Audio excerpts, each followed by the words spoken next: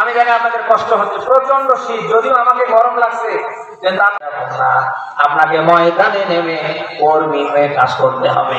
আর এই কাজ করতে গিয়ে আপনার উপরে বাধা আসতে পারে, আবারও আপনাকে শহীদ হওয়া লাগতে পারে।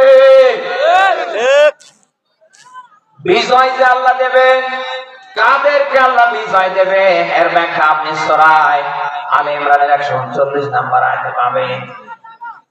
আল্লাহ বলেন, ওয়ালা তাহিনু ওয়ালা তাহসানু ওয়া আনতুমুল আ'লাউনা ইন কুনতুম মুমিনিন। বলেন আল্লাহু আকবার। এইদিকে তাকান ভাই। আল্লাহ তাআলা বলেন, তোমরা নিরাশ হবে না, তোমরা টেনশন করবে না, আমি আল্লাহ তোমাদের বিজয় দেব ইন কুনতুম মুমিনিন, যদি তোমরা মুমিন হয়ে থাকো। কে বলছে? আল্লাহ। আরো জোরে।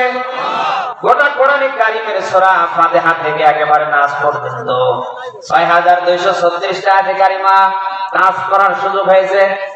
কোন আয়াতের প্রথমে, মাঝে, শেষে এমন কোন ইঙ্গিত নেই যে আল্লাহ কাফেরদেরকে বিজয় দিবে, কোন মুনাফিককে আল্লাহ বিজয় দেবে, কোন মুশরিককে আল্লাহ বিজয় দেবে, কোন জালিম, কোন স্বৈরাচারকে আল্লাহ বিজয়ী করবে, এমন কোন কথা আছে? যত কথা আপনি দেখবেন সব ওদের বিরুদ্ধে। আল্লাহ যাদের বিজয় দেবে, যাদের সাহায্য করবে, যাদের হাতে রাষ্ট্র ক্ষমতা দেবে, তাদের নাম মুমিন।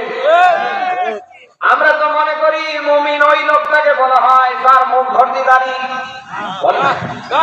যে সব সময় মাথায় টুপি রাখে, লম্বা জামা পরে, মাসে 3 দিন করে তাবলীগে যায়, 40 দিন করে সিল্লা লাগায়। আমরা তো এই দেশে মনে করছি এদের ভালো মুমিন আর কেউ নেই। বলেন না কেন? মুমিনকে নিজেই আল্লাহ সংজ্ঞা দিয়েছে। আপনি সূরা হুজরাতের 15 নম্বর আয়াতে মুমিনের সংজ্ঞাটা দেখবেন, মুমিন কাদের বলা হয়। আল্লাহ বলেন, আমার বিধান কায়েমের পক্ষে যারা চেষ্টা করবে, পথ সহজ করবেন কে? আল্লাহ। আরো জোরে বলে আল্লাহ। আমরা কি পারবো? আগামীতে আমরা কি পারবো? আল্লাহ যেন আমাদের প্রত্যেককে কোরআনের রাজ কায়েমের কর্মী হিসাবে কবুল করেন। আমিন।